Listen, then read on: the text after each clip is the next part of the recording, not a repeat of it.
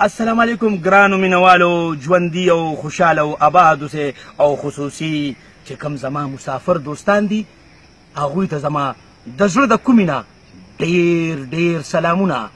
زما ګرانو مینوالو خندل خو به تاسو هم ډېري، جړلې به هم تاسو ډېري، خاکې تاسو زما هر قسمه وکتې، خو تاسو ته خو پته ده چې زه یم مزاحیه، نو کله به م جړوم کله به م خندوم کله به پکې سبق ورکو. خو نن ورځ د څه ده؟ د تخڼولو ده. دا تش دی لږ تخڼوم را تخڼوم چې لږ سره کې شی سړیه نو واوړې لومبې لطیفه. دا څه چلو چې یو کور کره غل ور واورېده، چې څنګه غل ور واورېده د شپې په دیواله یو غوپ نارې کې ور ټوپ یې کړې، چې څنګه یې ور ټوپ کړې نو داسې ګیر چاپېره یې کتل لا کتل، کټ یې په نظر شو. چې کټ یې په نظر شو داسې یو لت یې وله ورکړه، پته تماچه پې د پاسه کېښودو، شابه لاول د خپل نوم ښایه بیا به نورې خبرې کوو. هغې ورته وي لاول د زنانه کټ و چې څنګه وړی وي زما نوم شګوپته دی. ښه هغه غل داسې لږ خفه غوندې کې شو، یاره وي دا نوم زما د ښځې نوم دی شګوپته، نو د هغې په وجه تا پرېږدمه. داسې مخکې لاړه نو خاوند خیرن یې داسې وګود وګود پروت و، هغه له یې داسې یو لته ورکړه. وی چې هغه خو دا کتل چې ښه کټ خو یې وړقه ور وړقه، هغوی سره خو وسلې وې څه خو یې کولی نه شو. چې ده له نږدې ورغې ده ته یې پته هغه ورته ویل شبه لاول د خپل نوم ښایه، د هغې نه پس به درته چې دی نو تا سره به نورې خبرې کوم. ښه نو هغه ورته په جواب شو زما نوم چې دی نو سید محمد خان دی، خو د مینې نه راته خلک شګوپته وایي. مطلب یې دا و چې په شګوپته هغې ښځه زما پرېښوده کېدي شي ما هم پې پرېږدي. غل ورته وی بسه وی ته مې هم معاف کړې، خدای هم وی بې خو بسه ټول نومونه زما د ښځې وختل لاړه دي. بله دا دې چلو چې یو بادشاه په ملک اعلان وکړو، وی که چا ماته په میږي کې نر او ښځه وښول هغه له به زه انعام ورکوم، او که چا راته ونه ښوله نو هغه نه به زه چنګ سر به دې قلموم. خلک به راتلل ویل که انعام دی. چا به د خټې نه میږي راونیسته، مغاز لاړه د دیوال نه یې میږي راونیوه، صادق لاړه چې دی نو د لارې نه یې میږي راونیوه، پوه شوې. او باچا له یې راوړل، باچا ته وی دا نر دی، بل به ته وی دا ښځه ده. داسې یو څو کسان ګوهر هم پکې لاړه، مجاهد هم پکې لاړه، میږي راونیول چې وروره انعام د پیسو ته خو دا د ټینګ نه دا خلک که نه. خو څه جواب وله باچا نه تاسو وي غلط وی ښې یو څو کول او ښې وټاکول وځئ وتښتېدل. اخره کې داسې یو بل سړی داسې ځان ته یې هوښیار وی قمقل م هوښیاره م راغی یو دوه میږي راوړل.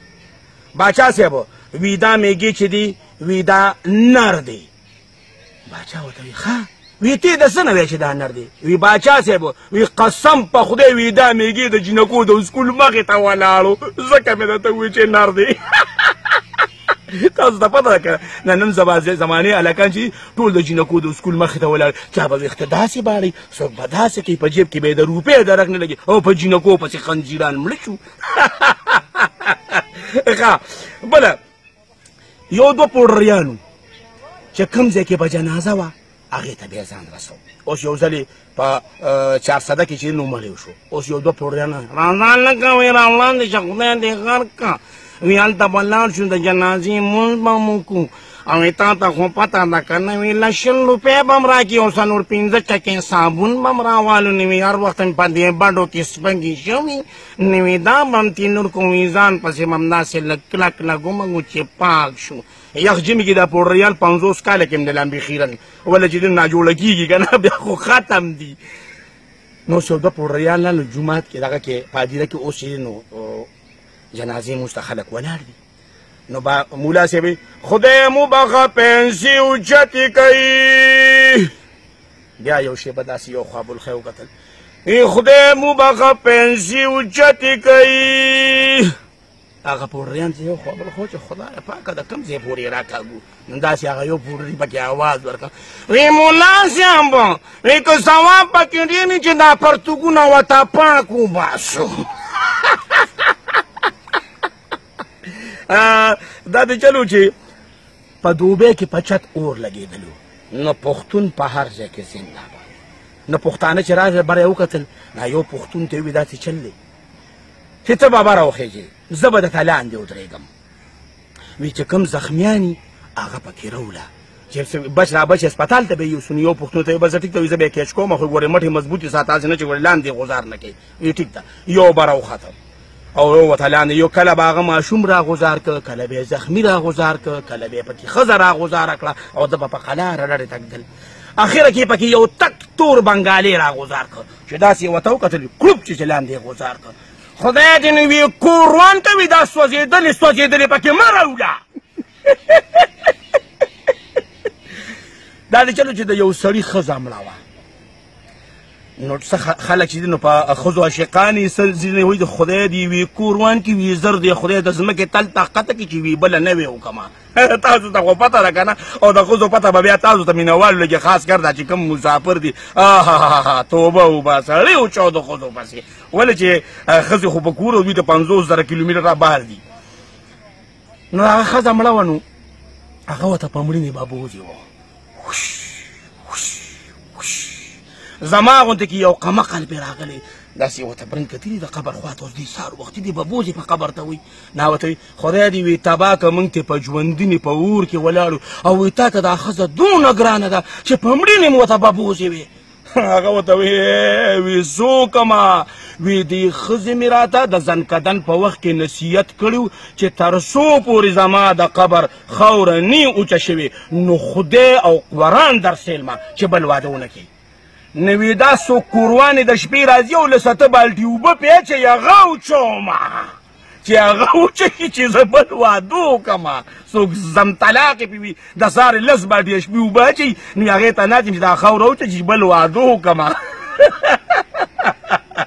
ها یو انګریز راغلی و پاکستان ته چې پاکستان ته راغلی و نو هغه په یو هوټل کې دیره و نو هغه به تشې د چرو ګاګۍ خوړي. یو ځل ته هغه بهره تپوس وکړو چې یاره دا میاشت تاسو تېره شوه او تا په دې پاکستان کې صرف هګۍ وخوړې دا ولې؟ نو هغه انګریز په پاکستان کې په هر یو څیز کې چې دی نو ملاوټ کېږي او په دې هګو کې ملاوټ نه کېږي نو چونکې ځکه زه دا هګۍ خورمه. هغه ورته ښه بس هغه رخصت واخیستې چې دې څنګه لاړه دا پوښتنه ته د انګریز دوست بچیه وي ته به هم څه یاد ساتې ما هم در باندې د شمشکې هګۍ خوړلي دي څه به یاد ساتې. یو ځل دا چلو چې تاسو ته خیال وي نو ګرمي ده نن سبا ډېره زما د خولو ته وګوره په ما داسې یو شان ناروغانې په پاکستان کې بجلي ډېره کمه ده او بیا په خصوصا په تورنګزو کې قسم په خدای چې نن ټوکې ټکالې جوړې کړي دي کله یي او کله ني خلک یې د پکو نه خلاص کړي بیخي نشته.